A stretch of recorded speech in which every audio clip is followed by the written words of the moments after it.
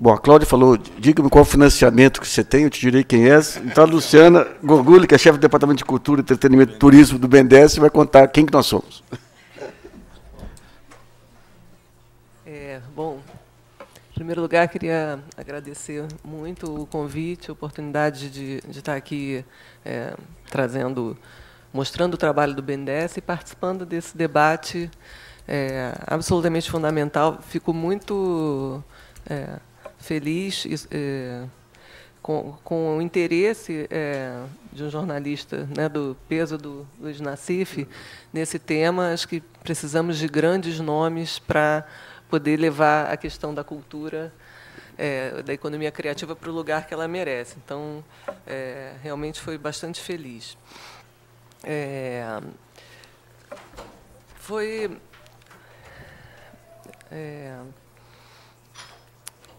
Pena que a Cláudia teve que sair antes, porque eu só teria elogios a ela. A gente, né, trabalhou proximamente durante alguns anos, quando ela foi a primeira secretária de Economia Criativa, né? Acho que foi um marco o Ministério da Cultura ter criado uma Secretaria de Economia Criativa. Isso já foi algo simbólico. E ela foi, com esse seu espírito, né, furacão, tsunami, uma grande movimentadora desse debate no governo federal. E serviu muito para chamar a atenção para esse assunto, cutucar, provocar os outros ministérios, as outras pastas.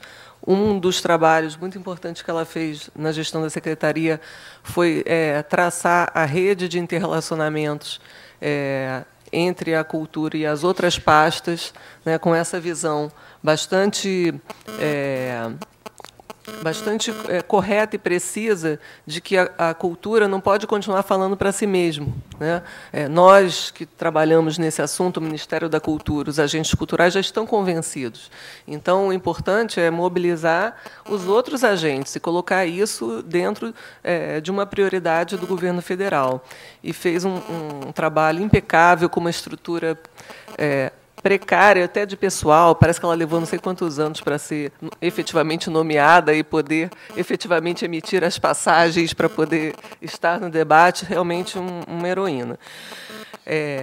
E trouxe aqui alguns pontos importantes para o debate. A cultura sequer foi citada, né? Esse é o ponto principal, quer dizer, a cultura ela não está na agenda do país, na agenda dos planejamentos estratégicos de desenvolvimento econômico, não do lado da cultura, sim, mas do país como um todo. Outro ponto importante que ela trouxe, que economias criativas, né? Também isso é bastante importante, porque tanto a cultura, né, com toda essa lecture que Danilo nos trouxe sobre os vários conceitos. Cultura é um termo que abarca diversas dimensões, economia criativa, economia da cultura também. Existe uma tentativa de alguns mapeamentos da Unesco, da UNCTAD, conceituações, mas quando a gente fala, cada um está pensando uma coisa.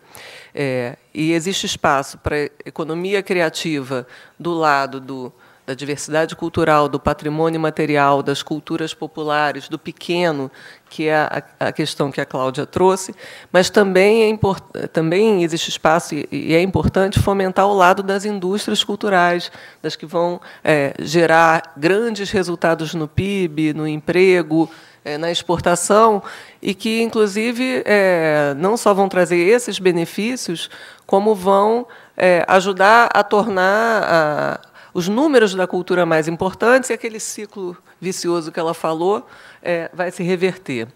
Para isso, também, outro ponto que ela apontou é a falta de indicadores. Isso é um tema que a gente, né, vem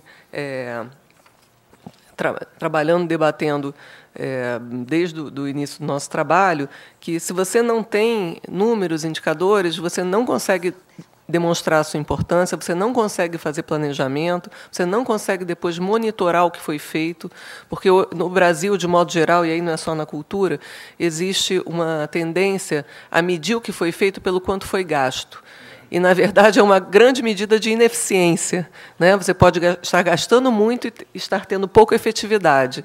E eu acho que, em diversas dimensões, estamos carentes disso.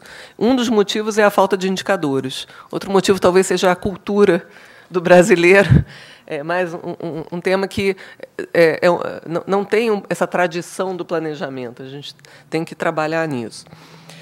A questão da pesquisa também fundamental, não era considerado até alguns anos atrás um tema digno de uma atenção da comunidade científica acadêmica. Foi tratado, de certa forma, isso é um tema de marketing, né? Assim, na verdade, é chamar de economia da cultura, mas não tem nada aí, é só fumaça. E acho que esse preconceito vai sendo aos poucos vencido e certamente, esses estudos, esses indicadores, vão ajudar bastante. A questão da conta satélite do IBGE é fundamental para que a gente possa trabalhar nisso também. Para terminar esses preâmbulos, né,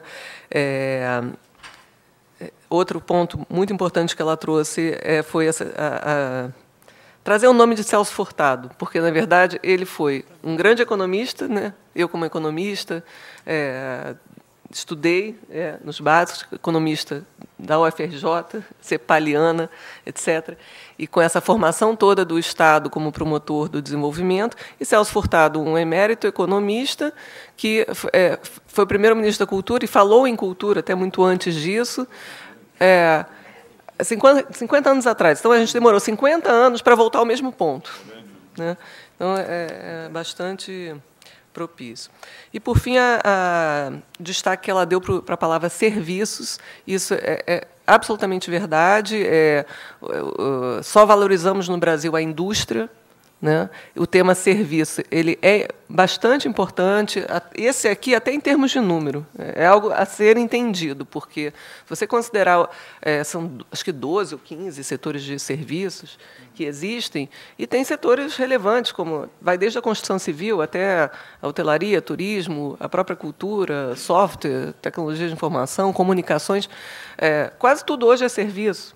E não é dada essa dimensão, sequer para a palavra, nas políticas públicas. Bom, em relação ao Danilo, nós não nos conhecemos pessoalmente, mas eu já era uma grande admiradora do trabalho do SESC e só tinha boas referências sobre a sua atuação lá. Ele também trouxe pontos importantíssimos, como a questão um pouco do que a gente falou aqui, né, Ministério da Fazenda, ser a Fazenda entrar na cultura, né, na conversa. Outro ponto importante, né, essa percepção de que a cultura é um elemento importante, inclusive para dinamizar o turismo, né, dinamizar estratégias de outros setores, né. Esse é só um exemplo, porque pode dinamizar também a questão do design. Esse foi outro ponto também que a Cláudia falou, nessa questão da cultura popular, design, agregando valor ao produto brasileiro. Quem tem falado muito nisso é a Lídia Goldenstein, outra economista, aí economista assim, de carteirinha, da indústria e tal, que foi captada pelas ideias da economia criativa, de incorporar essa dimensão da cultura da economia criativa via design no aumento do valor e na estratégia de inovação da economia tradicional. O turismo é outra dimensão absolutamente óbvia. O Brasil está perdendo essa oportunidade de atrair o turismo que está interessado na cultura e não na prostituição infantil e não só na cultura de praia que não deixa nada, né? E a gente está perdendo essa oportunidade. A questão da conexão da educação com cultura, perfeito, MEC, né? Eles se dissociaram, agora estão começando a namorar de novo, mas é incrível como são dois mundos, né? A cultura tem que ir lá pedir para o Ministério da Educação incorporar alguma dimensão, fazer alguma parceria, quando deveria ser algo absolutamente natural, né? E, por fim, só parabenizar o SESC por todo esse trabalho que nós já conhecemos e realmente é fundamental. E nessas horas a gente se orgulha do Brasil, né? A gente fala, tem tantos problemas, mas tem instituições e coisas tão importantes sendo feitas, e o SESC é uma delas. Bom, quantos minutos eu tenho? Não, você tem 20 minutos. Tá. Eu trouxe uma apresentação gigante, mas eu vou tentar passar por ela rápido. O objetivo é dar um pouco o panorama do BNDES e o que nós temos feito dentro desse escopo e tentar, na medida do possível, fazer algumas conexões com o que foi falado aqui, né? No final, tem um último slide para a gente pensar nos desafios e alimentar o debate. Não é para cá, não? Fiz errado? Eu apertei esse aqui, está errado. Sabe que toda vez aqui eles me ensinam e eu apertei isso aqui, aí apagou. Ah, em cima. Aqui é. Bom, então, o BNDES, quem somos, né? Isso.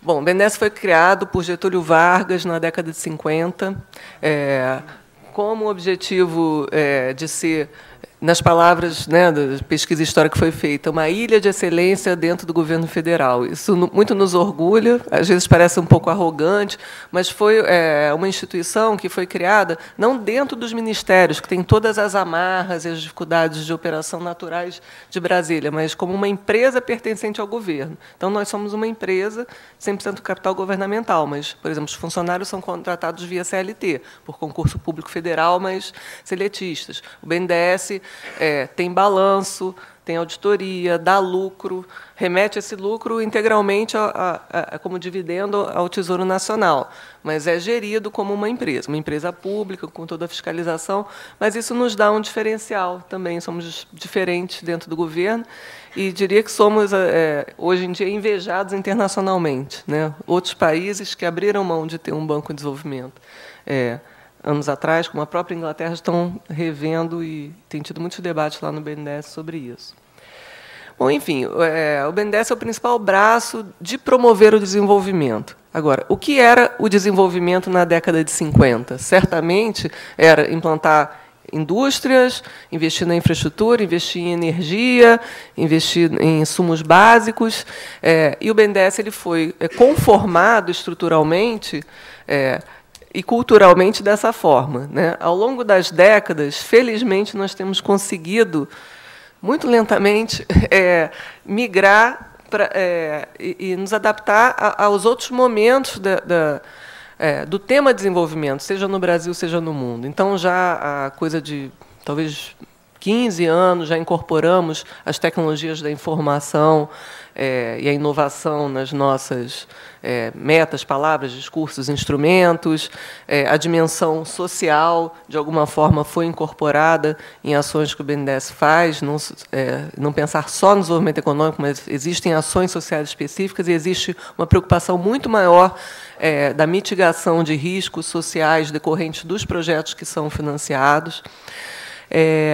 E o outro exemplo então, a questão da cultura, do intangível, da economia da cultura, que, felizmente, chegamos aí em 2006 nessa percepção, na gestão do ministro Gilberto Gil, como foi falado aqui. Acho que foi um divisor de águas, né, de trazer até o nome dele, na verdade, deu um destaque, uma importância para o Ministério da Cultura, mas assim ele foi, além de um excepcional músico, uma pessoa que eu admiro muito, porque eu me surpreendi com a visão e a dimensão de gestor, de visão de política pública, assinou os tratados internacionais, colocou essa dimensão tanto da diversidade cultural quanto da economia da cultura na pauta.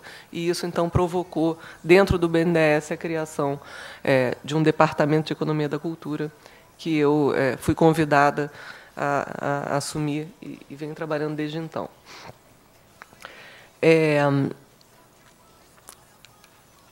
O BNDES, é importante dizer, ele não é semelhante ao Banco do Brasil ou à Caixa Econômica, no sentido de ser um banco que também é público e tem suas missões, mas também tem agência e é um banco comercial. O BNDES não tem nenhum lado comercial, não tem agência. Basicamente, somos uma agência de fomento, estruturada juridicamente como banco. Então, é uma estrutura pequena para o desafio do Brasil, são 3.000 funcionários. Se você pensar no tamanho de Banco Brasil, Caixa, está falando de 100.000, 200.000 funcionários. E o escritório principal, a maior parte desses funcionários ficam na sede, Rio de Janeiro. Nós não mudamos para Brasília no governo JK. A sede oficial mudou, mas o edifício permaneceu. E acaba que, então, a porta de entrada é o BNDES. Mas temos escritórios de representação tanto em Brasília quanto em São Paulo, quanto em Recife. Está se estruturando um novo na região norte, e nos últimos anos foram abertos tanto um escritório em Montevidéu para fomentar a integração e a exportação para os países da América do Sul, e outro em Londres para facilitar tanto as captações internacionais quanto as exportações brasileiras. Eles são recentes, têm coisa de 3 anos. Por que é importante falar isso? E, por fim, o tamanho do BNDES. Todos se surpreendem. Quando a gente coloca esse gráfico, ele está até de 2012, já tem o de 2013, mas continua igual. O BNDES é maior que o Banco Mundial, maior que o BID, rivaliza ali com o China Development Bank, também os números não são muito confiáveis. Então, é um banco gigante, talvez pelo perfil dos grandes projetos que financia, que são majoritariamente mesmo esses grandes projetos de infraestrutura, etc., e também por uma questão histórica da economia brasileira, do nosso histórico econômico de, enfim, inflação, taxas de juros altos, etc., você não tem um sistema bancário privado dinamizado para atender adequadamente segmentos. Isso, de certa forma, sobrecarrega e aumenta tudo que o BNDES tem que fazer. Se a gente pudesse resumir, né, a atuação principal do BNDES, como eu falei, são os grandes projetos industriais de infraestrutura que são importantes e que requerem um financiamento de longo prazo e uma análise. Uma das coisas que o BNDES tem e que muito nos orgulha é uma profunda análise setorial. O banco é dividido por setores, cada setor ele tem um departamento que cuida dele, dentro desse departamento estão as pessoas que estudam profundamente esse setor, além da área de planejamento que estuda e colabora com todos esses setores. Eu acho isso muito importante em termos de estrutura, porque a gente consegue entender a dinâmica de cada setor. Bom, nós somos da escola um pouco da política industrial e setorial, porque senão você corre o risco de oferecer métodos, remédios iguais para todos. E corre o risco de tratar muito pelos números, né? Quem trabalha com isso sabe, você olha talvez o rating da empresa, algumas métricas do demonstrativo financeiro, e você deixa de olhar porque desconhece a dinâmica setorial, a dinâmica competitiva, a tendência setorial, e você pode cair numa armadilha. Eu acho que isso traz a excelência da análise de crédito do BNDES. O BNDES tem um dos menores índices de inadimplência no Brasil, menor do que os bancos privados, pela qualidade dessas análises, que eu atribuo a isso, a questão do nosso profundo conhecimento setorial. Bom, então, o principal, em termos de número, que o BNDES faz isso, são sempre projetos ou de implantação de novas indústrias, ou expansão, modernização, ou exportação, uma área específica, e, mais recentemente, de inovação. Nós não fazemos capital de giro e projetos de curto prazo, é um foco de longo prazo.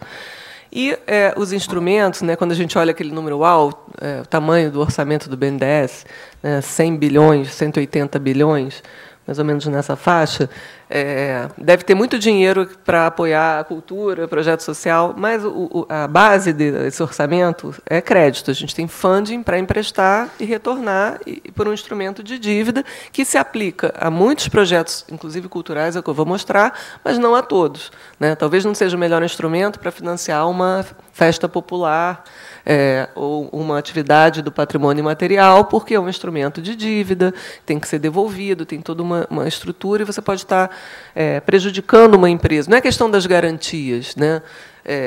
Sempre se, o problema é que o BNDES não aceitou minhas garantias. Não é isso. A garantia é aquela coisa que você nunca quer usar. Na verdade, você só deve emprestar a atividades que você vislumbre que, pela sua própria dinâmica, ela consegue pagar. A garantia você não quer usar, né? Então, esse é o principal problema. Outro instrumento, um pouco menor, que o BNDES tem, é o aporte de capital, o modelo do Venture Capital, Private Equity. Ele é muito importante para grandes projetos, para poder equilibrar a estrutura de capital, você ter crédito, ter equity, para os grandes projetos e também é importante para as pequenas empresas, né? Na verdade, eu cheguei na cultura por essa via, porque a minha tese de mestrado na UFRJ foram os fundos de Venture Capital no Brasil, trabalhei na Benespar, trabalhei na FINEP, implantando o projeto Inovar, que trabalha, fomentou o desenvolvimento de fundos de Venture Capital no Brasil para o setor de TI, e talvez por lidar com essas empresas intangíveis, né, com dificuldade de garantias reais, etc., fui lembrada e convidada para trabalhar na cultura. Tudo que eu aprendi em cultura foi à frente desse departamento desde 2006. O BNDES, então, apostou nisso, ele é um investidor âncora em fundos de investimento e também em apoio direto a empresas. Enfim, o mercado como um todo amadureceu também. E, por fim, lá em cima, os grants, né, que seriam recursos não reembolsáveis. O termo que a gente usa é recurso não reembolsável. Recurso a fundo perdido, né, no jargão popular. Esse volume é pequeno no BNDES, né? Então, isso é um esclarecimento que tem que ser feito, porque esse a gente usa assim, com muita parcimônia e de uma forma muito focada para aproveitar esses poucos recursos para fazer muitos resultados. Bom, por força da estrutura do BNDES, de ter uma quantidade restrita de funcionários e apoiar grandes projetos, ter que dar conta do Brasil inteiro, a gente tem duas formas de trabalhar. E mais ou menos metade do orçamento do BNDES é de forma direta e metade indireta. Ou o empresariado nos procura diretamente, solicita o financiamento, a partir de projetos de 20 milhões de reais. Abaixo desse valor de 20 milhões de reais, nós repassamos recursos para toda a rede de bancos comerciais, privados ou públicos, e eles repassam na ponta, lá na sua cidade, na sua região. Dessa forma que nós conseguimos atuar no Brasil inteiro. Temos alguns instrumentos que são até inovadores para a micro, pequena e média empresa, como o cartão BNDES. O cartão BNDES ganhou prêmios de inovação em setor financeiro. Ele é o cartão de crédito da microempresa. A microempresa ela vai no seu banco de relacionamento, qualquer um, comercial, e pede o cartão. Funciona igual o nosso, do Mastercard. Você tem um limite, conforme a sua renda, né? No caso da renda, é o fluxo que a empresa gira naquele banco, e você vai usando esse limite para fazer as aquisições.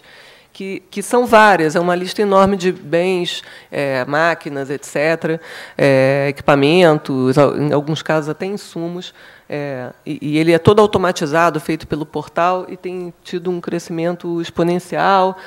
As condições, você pode ter um limite até 1 milhão, né, por cada bandeira, cada banco emissor, pode pagar até 4 anos, taxa de 1% ao mês. Ele tem sido bastante utilizado e é um pouco desconhecido das empresas pequenas essa possibilidade, né? O que nós temos feito, no caso da cultura, é incentivar o cadastramento de fornecedores de bens, equipamentos, etc., para esses segmentos. Bom, na Benespar eu já falei, são vários fundos, temos alguns fundos até agora de audiovisual. E o apoio não reembolsável, só para fechar esse preâmbulo, nós usamos tanto as leis de incentivo, com base no nosso lucro, Lei Rouanet, Audiovisual e Esportes, para dar uma dimensão, o nosso limite de Rouanet mais audiovisual, né, porque esse teto não se soma, ele é único, está na faixa de 40 a 50 milhões ano. Usamos mais recentemente a lei de esporte. No caso desses 40, 50 milhões, nós usamos mais ou menos 10 a 15 para o audiovisual, uns 10 para patrocínio, o restante para patrimônio histórico. Para o tamanho do BNDES, isso não é muito dinheiro. E os fundos estatutários são recursos do BNDES, que a cada ano são reservados, né, com base no lucro, para esses 4 segmentos. Fomenta a tecnologia e inovação, o Fundo Social, o Fundo Cultural, que é o que a gente utiliza, e Fundo de Estudos e Projetos, que já utilizamos 1 ou 2 vezes para alguns estudos do nosso interesse. O Fundo Cultural, então, ele é uma nova fonte para fazer as ações que eu vou mencionar, e o volume dele tem sido mais ou menos o tamanho da Lei Rouanet, na faixa aí de uns 50 milhões. Bom, tem uma longa apresentação pela frente, eu vou realmente reduzir. Eu acho que a importância da economia criativa é desnecessário dizer, né? Isso aqui é um esquema da UNCTAD mostrando que você tem desde lá o núcleo, né, que é a geração, como a Cláudia chamou, a matéria-prima, né, ou a geração do conteúdo, como queira dizer, até as indústrias que bebem disso, se relacionam, e você pode mapear todas elas. Aqui alguns estudos, né, da PricewaterhouseCoopers, que já há alguns anos vem demonstrando o crescimento e a perspectiva de crescimento tanto da América Latina quanto do Brasil. Se vocês observarem ali, a América Latina tem 2 dígitos, né, e o Brasil também, são destaques. O PIB de outros países, a gente vai passar isso. Remuneração dos profissionais. Eu queria 1 minuto para falar disso, porque isso foi uma reflexão autônoma que tivemos lá no BNDES sobre a inovação nos setores criativos. A gente não tem tempo de publicar nem escrever, estava falando com o Marcos André o que a gente faz, mas isso é uma contribuição intelectual relevante, porque, fruto da nossa experiência, no Brasil, né, no Ministério do Desenvolvimento e Comércio, no próprio BNDES, só se fala em inovação, né? Temos que estimular a inovação. E inovação só se pensa que é feita só em empresa de software ou empresa de fármacos, né? É como a gente raciocina. E a gente começou a batalhar que não, tem inovação também nas indústrias criativas. E isso foi a base da gente conseguir aprovar um programa que dá uma condição igual à inovação nos outros setores para a economia criativa, né? Ele envolve um conhecimento técnico, que no caso é qual? Né? Saber programar o software, ou saber manipular o princípio ativo. É a linguagem artística, né? Seja na área audiovisual, editorial, qualquer uma, tem uma técnica da linguagem artística. Em geral, se organizam, estou falando aqui em termos de empresa, eles se organizam com equipes estáveis de desenvolvimento, né? Existem núcleos, típico uma empresa do audiovisual, você tem um núcleo criativo lá dentro, pesquisando o próximo roteiro da próxima série, fazendo essa pesquisa de mercado, o que o consumidor quer ver, escrevendo os roteiros, etc. É um processo de desenvolvimento. Inclusive, é usado o termo desenvolvimento, e agora, inclusive, o Ministério da Cultura, né, por meio da Ancine, reconheceu isso no Fundo Setorial Audiovisual, destinando recursos para os núcleos criativos. Acho que vocês provavelmente vão ouvir isso à tarde na fala da Ancine. Enfim, e tem todo esse risco ligado à inovação, né? Existe um enorme risco, cada vez que você faz um novo filme, uma nova série, um novo título de livro, uma nova música, você tem um risco enorme. A inovação, a mesma forma como você desenvolve um novo remédio. Importante, gera direitos de propriedade intelectual. Propriedade intelectual, patente, é tudo que se fala hoje para abrir as portas no governo federal, de considerar que é importante. Temos que elevar o número de patentes no Brasil, e etc. E você tem um setor aqui que gera propriedades intelectuais imensas, né, na forma... vamos pegar o audiovisual, na forma de um personagem de desenho animado. Ele gera não só aquela série de desenho animado que foi feita, ela gera vendas no Brasil e para outros países, né, ao licenciar aquela obra audiovisual. O personagem lá, o bichinho, ele é licenciado para as outras indústrias de consumo, etc. A marca, né, tem diversas marcas que provêm da área cultural. Então, você gera... São propriedades intelectuais que o nome não é patente, são outros nomes, é direito autoral, etc. Mas é algo a gente desenvolver, inclusive é uma linha de pesquisa interessante na academia que eu acho que tem que ser desenvolvida. Enfim, e gera esse potencial de geração de receitas desses catálogos, desses licenciamentos. Tá? Então, aqui, fecha parênteses, eu acho que isso é bastante relevante para a gente aumentar a nossa autoestima, viu, Nassif, em relação às outras áreas econômicas. Né? Fiquei até muito feliz que saiu recentemente uma notícia que a Ancine está mapeando o PIB do setor cultural, e setor audiovisual, e deu 0,46% do PIB. E aí o Anselmo Góes deu uma notinha, que maior que o Tilenol. Aí eu fui lá implicar com meus amigos do departamento de fármacos, porque era maior que a indústria farmacêutica no Brasil. Olha que importante, e a gente não estava vendo. Vou ter que falar bastante rápido, porque já tem umas plaquinhas lá de encerramento. Mas, assim, basicamente, o BNDES começou a atuar na cultura como um patrocinador, como todo mundo começou, as Petrobras, as empresas públicas e privadas, quando foram criadas as leis de incentivo, Rouanet e Audiovisual. Na Rouanet, a gente priorizou o restauro de patrimônio histórico. Né? O BNDES sempre procura priorizar alguma coisa para fazer diferença, não pulverizar. Então, somos o principal apoiador do patrimônio histórico brasileiro desde então. E, no cinema, priorizamos a produção audiovisual, os editais de cinema. Naquela época, eles eram muito importantes, hoje se tornou menos importante. A gente fica feliz de ter ficado pouco importante, porque significa que o setor audiovisual se desenvolveu, tem um fundo setorial audiovisual. Hoje, nosso edital ele não é mais tão importante, mas ele continua dando a sua contribuição.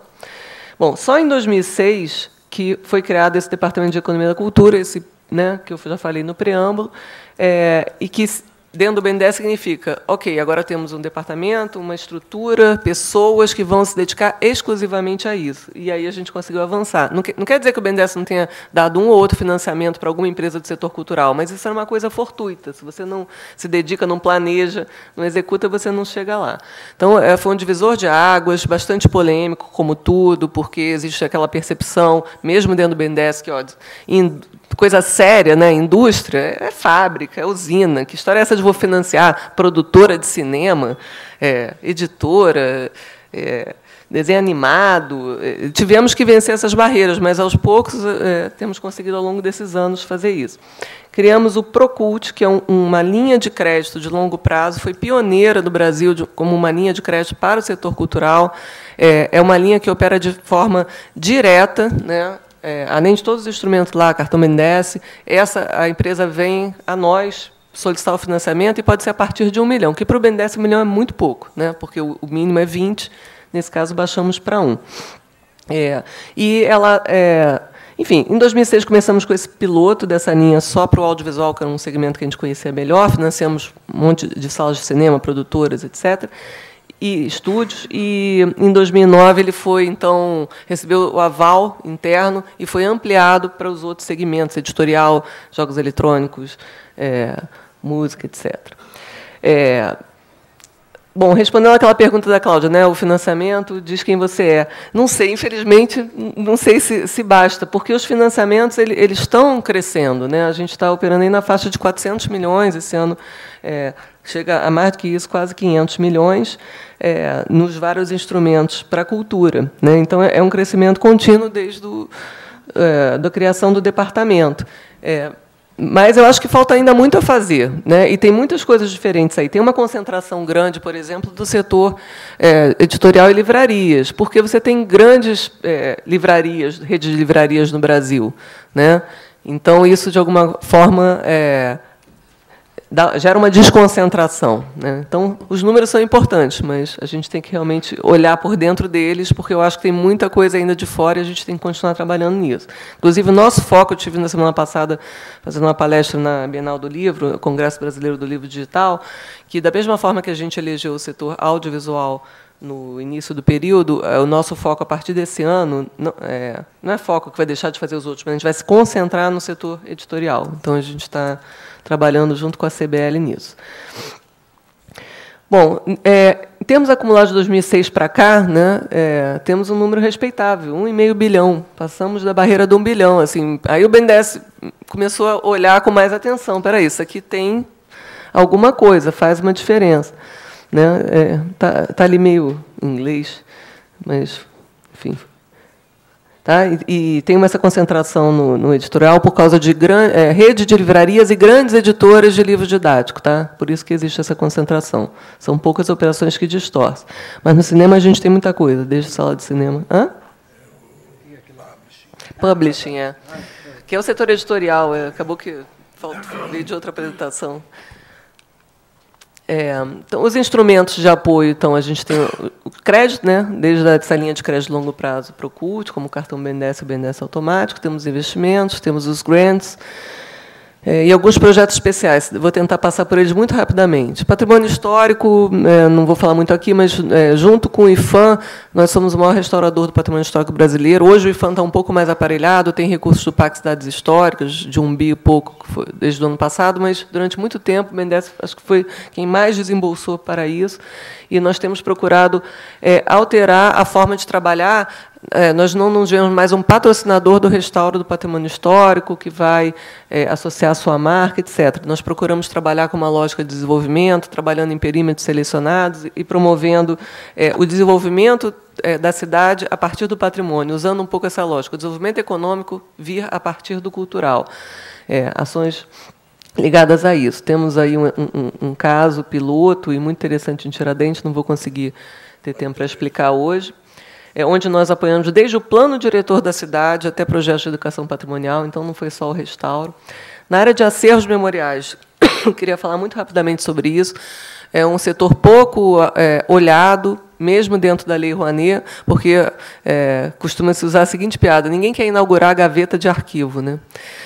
não dá para inaugurar isso. Então, a Lei Rouanet, as empresas que usam o recurso do marketing cultural pela Lei Rouanet não se interessam, em geral, por isso, e é muito importante. Isso aqui é a arqueologia da cultura, são os documentos históricos, os acervos, etc. Então, o BNDES, a partir de 2005, foi até antes da criação da Economia da Cultura, olhou para isso. Somos, possivelmente, o principal apoiador, não saberia dizer. Temos um edital de acervos que era anual, passou a ser de 2 em 2 anos, porque nós estamos tentando reformulá-lo no sentido de ser não um edital que pulveriza para várias coleções, mas a gente está tentando fazer projetos mais estruturantes. Então, o último edital ele tinha essa modalidade das coleções, mas ele tinha uma modalidade âncora, trazer as instituições juntas para fazerem ações correlacionadas, né? Com um projeto, você atendeu uma dimensão. O grande insumo escasso do BNDES é gente, é mão de obra, não é tanto dinheiro. Então, é melhor, é o mesmo esforço para você dar R$500 mil para restaurar uma coleção, você pode dar R$5 milhões, R$10 milhões para um projeto que envolva várias instituições e que faça dar um salto. É isso que a gente tem buscado. Já foram, enfim, 150 projetos apoiados, 50 milhões, 3 estruturantes. Nesses 10 anos de atuação, publicamos esse ano um artigo contando essa história para quem se interessar, aqui a divisão.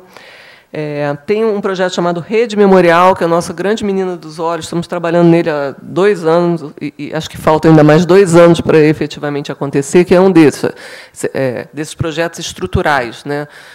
Aportar bastante recursos para que a gente tenha uma rede digital de arquivos memoriais brasileiros, à semelhança do que temos na Europa europeana, que com a ajuda da RNP, né, ligando com a tecnologia, ligando com outros ministérios, para que a gente possa ter essa base estrutural, ao invés de pulverizar os recursos.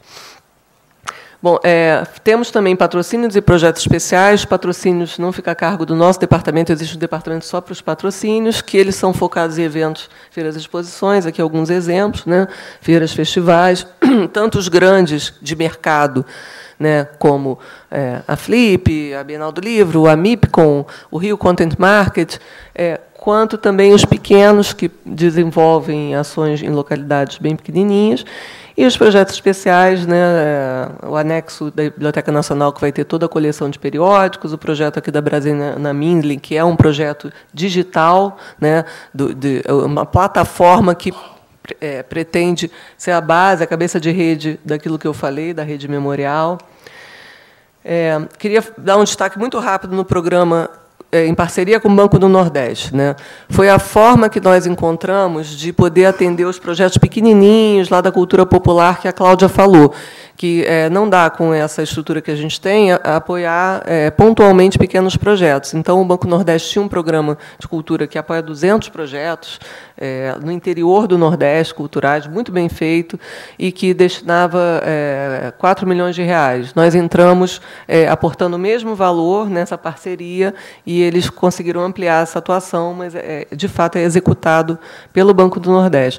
Realmente teve, ela falou que teve uma mudança, um pouco de orientação, uma certa perda de importância do tema cultura aí, nos últimos 1 ano e meio, 2 anos, mas, felizmente, parece que isso está se revertendo. Outro exemplo muito rápido, um projeto especial, um apoio à Orquestra Sinfônica Brasileira. A lógica aqui foi começar a olhar que o patrimônio histórico brasileiro não está só no edifício, né, tombado pelo IFAM, mas existem instituições que são patrimônio brasileiro. Foi um projeto piloto de fazer a restauração da orquestra mais antiga do Brasil, que estava fazendo 70 anos, etc., que estava muito depredada. Isso foi lá em 2007, 2008. E já tem 3 fases, que apoiou tanto a restauração da orquestra, regularização de salários, direitos de imagem dos músicos, como tem atuado no plano de sustentabilidade e governança. Então, eles têm balanços, publicam balanços, tem auditoria, tem modelos de gestão. A próxima fase agora, que foi aprovada recentemente, que pretende ser a última, é para aprimorar a gestão da fundação que gera a Orquestra Sinfônica e adotar novos modelos de sustentabilidade. Essa questão dos endowments, né, a gente tem que, no Brasil, não dá mais, não tem mais limite. Todo mundo aprendeu a captar na Lei Rouanet. Então, antes, dava para sobreviver. Agora não dá mais, o dinheiro não dá para todo mundo, a gente tem que pensar em outros modelos. E a gente tem a possibilidade dos endowments e outros tipos de modelos internacionais que têm que ser usados, mas eles precisam ser regulamentados, porque quem quer fazer uma doação paga imposto. O Mindlin ficou anos para conseguir fazer a doação para a USP. Então, quem quer doar uma coleção ou um ativo ou um imóvel para ajudar uma instituição sem fins lucrativos, paga imposto, é uma coisa absurda. Então, a gente precisa enfrentar isso, porque eu acho que isso vai ser uma mudança estrutural no sistema, né? E, por exemplo, a orquestra ela vai, além de adotar pioneiramente um modelo desse, também vai tentar atrair captações no exterior. Criou a Friends of Brazilian Orchestra, uma coisa assim, e vai captar no exterior. Né?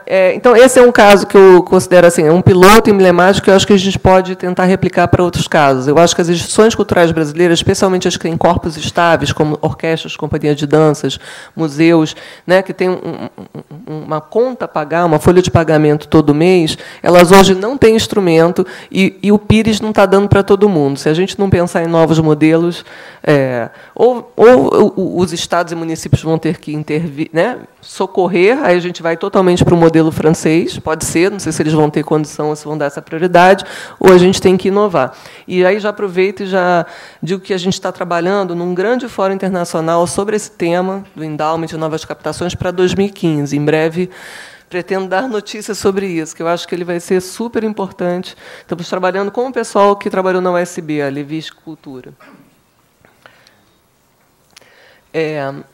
Bom, o Procult é a linha de financiamento, não vou ter tempo de falar dela, mas a principal coisa que ela mudou foi possibilitar que a gente pudesse financiar os setores culturais sem usar as regras de risco, rating, ativo. Empresa cultural, em geral, não tem ativo, né? Então não passa nas regras de rating. Poder financiar a partir de 1 milhão e poder dispensar a garantia real. Caso a caso. Às vezes, você precisa pegar algum imóvel, tal, mas não precisa seguir a regra dos 130%. E já fizemos vários casos que não teve nenhuma garantia real. O financiamento foi... O caso típico, recebível de sala de cinema, é um modelo como se fosse o Project Finance, não envolve garantia real. Outro caso, o recebível é um contrato que uma produtora audiovisual tem a receber de um canal. Você trabalhar outros tipos de garantia, a gente conseguiu inovar nisso e temos conseguido fazer várias operações. As taxas de juros são as melhores do BNDES, especialmente para a questão de inovação. No caso do audiovisual, especificamente, a gente tem a possibilidade de não só dar a linha de crédito, mas dar junto um limite de lei do audiovisual, do artigo 1º-A. Isso é muito importante, o setor audiovisual tem essa lei, os outros setores não têm, porque eu posso financiar uma produtora, né, de desenho animado, e eu empresto 1 milhão e o outro 1 milhão eu dou de graça, né, como artigo 1º-A, no modelo que não é edital. E eu não só dobro o montante de apoio, como eu ajudo a empresa também, porque esse crédito do BNDES ele vem junto todo um apoio da governança, da gestão. As empresas dão um salto qualitativo, assim, pela nossa forma de trabalhar, nosso acompanhamento, enfim. Então, o audiovisual a gente consegue fazer isso. Isso foi bastante importante para o setor.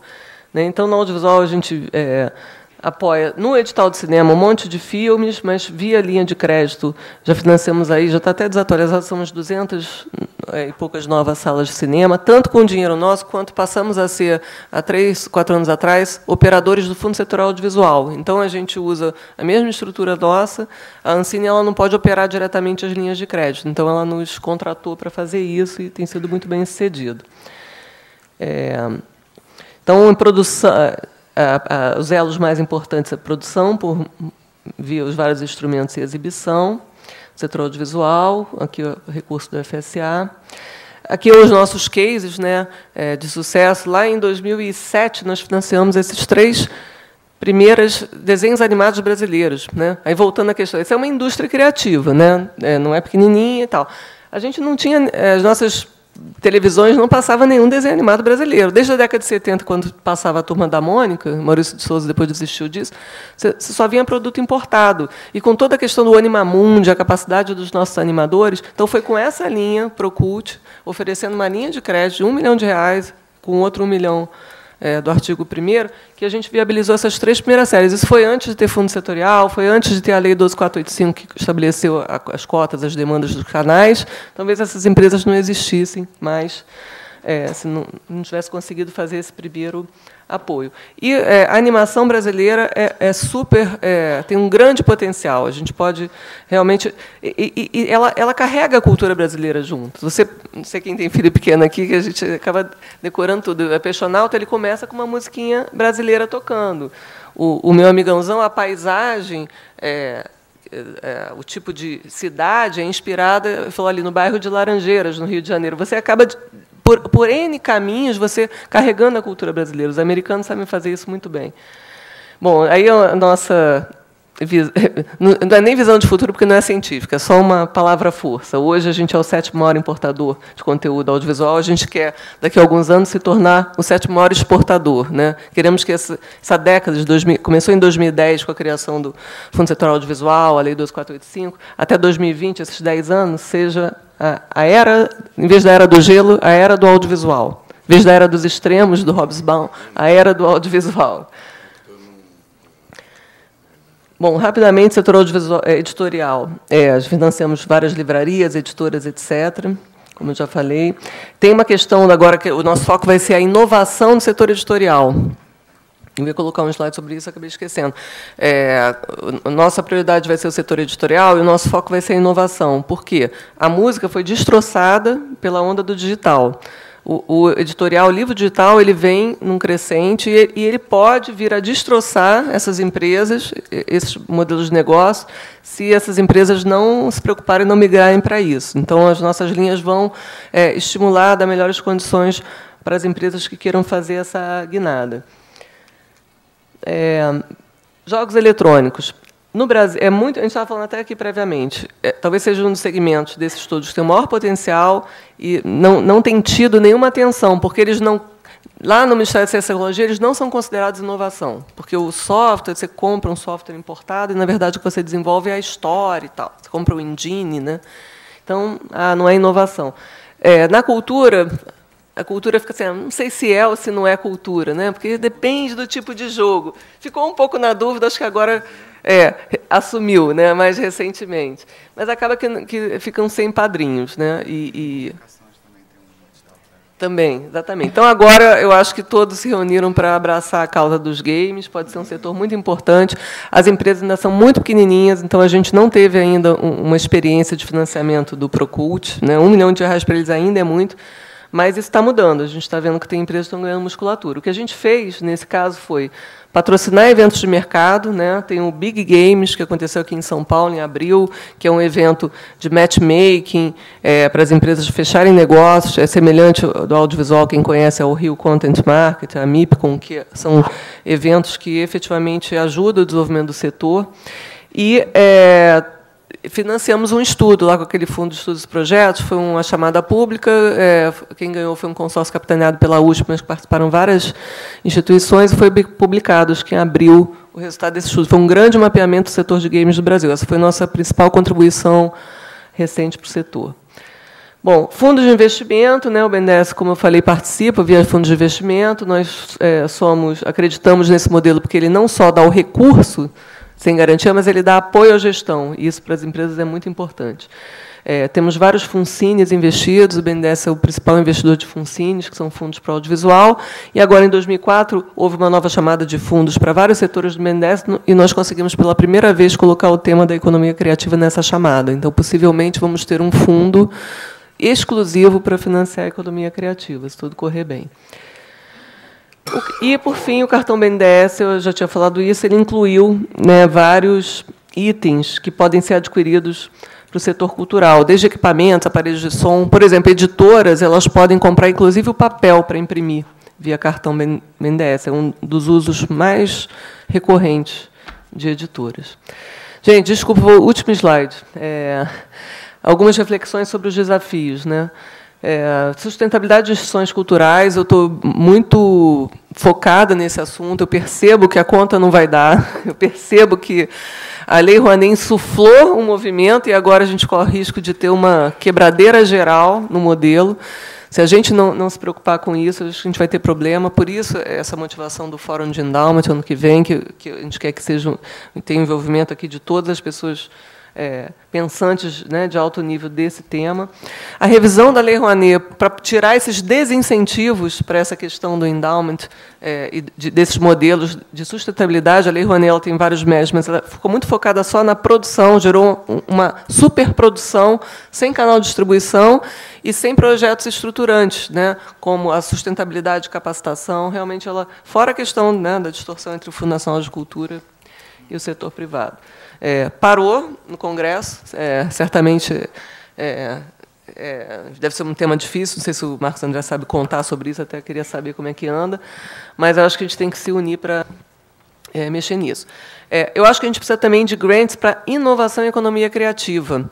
O BNDES ele tem um problema, que aqueles fundos estatutários, eu esqueci de dizer, fundo estatutário no BNDES, Fundtec, Fundo Cultural, Fundo Social e Fundo de Estudos e Projetos, ele não pode ir para a empresa privada com fins lucrativos. É uma regra estatutária do BNDES. Então, eu só consigo apoiar uma empresa privada, como uma empresa de animação, com as leis de incentivo. Então, a lei do audiovisual, no audiovisual eu consegui porque existe uma lei do audiovisual, mas não tem uma lei do editorial, uma lei da música semelhante, então eu não consigo. Na Lei Rouanet, a gente andou dando uma estudada, não se encaixa perfeitamente o tipo de projeto, né? Se alguém souber, tiver algum insight sobre isso, a gente gostaria. Então, o que acontece? O BNDES, por exemplo, não tem instrumentos para dar esse grant. Outras instituições, FINEP, etc., talvez tenham. E o que eu tenho estimulado e falado? Eu acho que, talvez, na forma de premiação, né, empresas que patrocinam eventos, um evento de game, por exemplo, ou um evento do livro digital. Se você fizer um concurso e der uma premiação para desenvolvimento de projetos, no fundo é um grant, né? É uma coisa simples, fácil, você dá ali 50 mil, uma coisa assim, já ajuda esse momento do desenvolvimento, porque aquele, como eu falei no slide de inovação, é o desenvolvimento, e as empresas desse segmento estão fazendo do próprio bolso. O único que está melhor nisso é o audiovisual, porque agora o FSA vai colocar esse recurso lá no desenvolvimento nos núcleos criativos, né? Porque até só com a lei do audiovisual, a lei do audiovisual é só para financiar a produção e não o desenvolvimento. E é importante, porque o crédito não é adequado nessa fase, porque o risco é muito grande, você pode trazer problemas para a empresa depois, ficar na inadimplente. O instrumento de venture capital ele é para pouquíssimos, né? Ele também não é um instrumento, porque a empresa ganha um sócio, nesse momento ela vale muito pouco, e esse investidor vai tomar um percentual do capital muito grande da empresa. Tem um primeiro momento que é grant, a gente precisa pensar aí no sistema Brasil, de onde tirar isso. Eu vislumbro isso na forma de premiações. Então, quando a gente patrocina algum evento, como o caso lá do Big Games, a gente fomenta ou pede como contrapartida que haja uma premiação, uma forma singela, mas de irrigar o mercado. Bom, a gente precisa de fundos de capitalização, eu já falei do FIP, né, de economia criativa, ele é para poucos, né, porque é um processo que vai eleger aquelas empresas que têm o maior inovação, maior potencial de crescimento, mas vai atender a alguns, né, mas não dá para esperar que isso vai resolver os problemas da massa. E, por fim, né, assim, todo mundo falou disso aqui, e eu tinha colocado exatamente como fecho, né? A gente precisa que a cultura ganhe um destaque na agenda de desenvolvimento do país. Né? O desenvolvimento da cultura é desenvolver o país por meio da cultura. Acho que é esse o potencial que a gente está perdendo. Gente, muito obrigada, desculpa ter me estendido, tá? Meus contatos ficam aqui.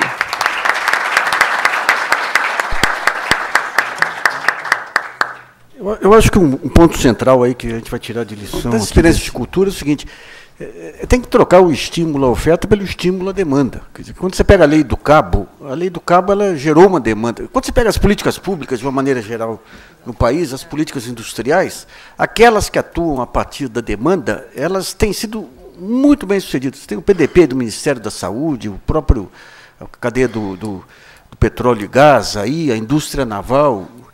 E a lei do cabo, quando ela veio, ela criou uma demanda na ponta que acabou estimulando aí o florescimento aí de empresas de audiovisual para todo lado. Aí nós temos, do mesmo modo, a questão da cultura digital.